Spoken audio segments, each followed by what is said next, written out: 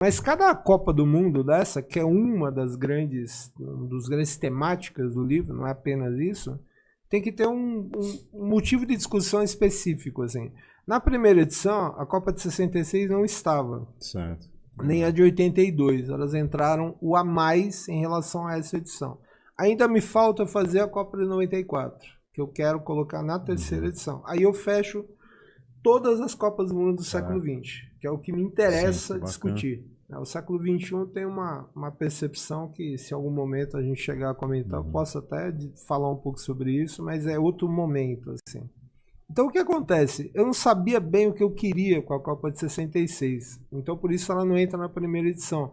Mas eu tinha uma desconfiança que vinha de uma coisa que sempre teve na minha cabeça, assim, que é uma das grandes figuras do time de 66, que é o Eusébio, que basicamente é o Pelé da história do futebol português. O Cristiano Ronaldo assim. Fala, né? Que, exatamente. Né, pro Cristiano Ronaldo que é o maior jogador que ele viu jogar na vida e era uma referência eterna, assim. Aí o que acontece? Eu tinha muito claro assim, que havia uma contradição interessante na figura de Eusébio, que era o fato de ele ser um homem de origem africana, Moçambique e negro, defendendo a camisa de Portugal. Mas eu não tinha muita clareza disso, que eu tinha que gramar toda a leitura que você tem que fazer para dizer, não, essa ideia é boa. E aí dá um texto. Isso aconteceu na segunda edição. E aí realmente é uma história interessante. Que, na verdade, ela começa na expansão marítima portuguesa.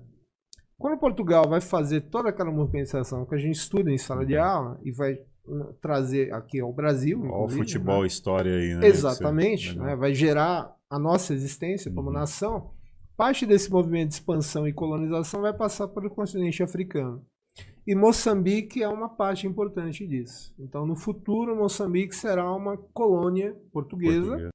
E mais tarde a gente vai entrar no século XX com um regime, aí entra um pouco a questão do fascismo, inclusive, com um regime autoritário em Portugal, que é o regime do Salazar, que era Oliveira Salazar, o salazarismo, que é uma versão portuguesa do fascismo. Isso começa lá nos anos 30, né, na história política de Portugal. Nesse contexto, a situação de territórios como Moçambique aí muda um pouco, assim. O Salazar ele vai começar a propor uma visão, aquela visão transcontinental, assim. Então a ideia é assim, que Portugal tem uma dimensão europeia, tem uma dimensão africana e tem uma dimensão asiática. Então tudo isso é Portugal. Você tem o Portugal europeu, Portugal africano de Angola, Cabo Verde, Moçambique, e o Portugal asiático de Goa, que era uma antiga colônia portuguesa na Índia. E a gente pode até lembrar de Macau, né, que era uma cidade chinesa que originalmente era território português, hoje não é mais. Conclusão. Aí entra a questão que está explorada no texto. Em Moçambique, como em várias regiões do grande Portugal, que o Salazarismo entendia que era assim, tudo era Portugal, em Moçambique há uma grande movimentação em torno do jogo. Essa movimentação vai gerar, portanto, a prática do jogo e a criação de clubes. E aí começa uma divisão importante, assim, porque existiam clubes em Moçambique que eram clubes da elite portuguesa, portanto, dos brancos. E existem clubes que eram clubes da população mais pobre, portanto, mestiça ou negra. Esses clubes não se misturavam, assim, o que mostra um aspecto clássico da colonização europeia, que é inclusive a questão do racismo. O problema é que quando você chega ali no final, nos anos 50, começo dos anos 60, há atletas que despontam em Moçambique e que são muito talentosos e que vão começar a emigrar para jogar em clubes portugueses, porque são bons. A gente começa com o Matateu, que é um atleta histórico do Belenenses, que é o Clube Os Belenenses, né? Um clube muito tradicional de Portugal, que era mal das pernas, não estava pela divisão há algum tempo, camisa lindíssima, assim. O Matateu só não estará na seleção de 66 por uma questão de idade, porque quem estará na seleção de 66? Eusébio, Colúnio Simões, né? E o Hilário, né? Que são importantes. Esses caras, eles são a cara de Moçambique, africana, África portuguesa, defendendo a camisa da seleção portuguesa. Só que isso guarda uma imensa contradição, assim. Primeiro porque havia racismo, como há no mundo. E segundo e mais importante, porque quando acaba a Segunda Guerra Mundial, tem uma mudança na ótica do salazarismo, que é a mudança de dizer assim, não, agora a gente vai enfatizar mais essa dimensão transcontinental. Portanto, a gente vai aceitar mais a ideia de que existe um Portugal africano, asiático e europeu. E que, portanto, esses caras são importantes para a formação dessa grande nação portuguesa. E é graças a isso que esses caras podem ir jogar em Portugal. Então, eles jogam em Portugal e defendem a seleção portuguesa como portugueses, das colônias, como eles diziam, dos territórios ultramarinos. Eles são moçambicanos de nascimento, negros, africanos, mas são portugueses.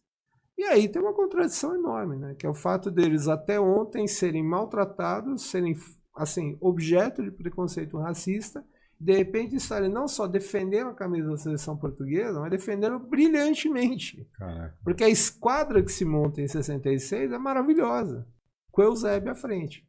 Tanto que é a terceira colocada daquele Mundial. Dizem, inclusive, que foi desclassificada de maneira suspeita, digamos.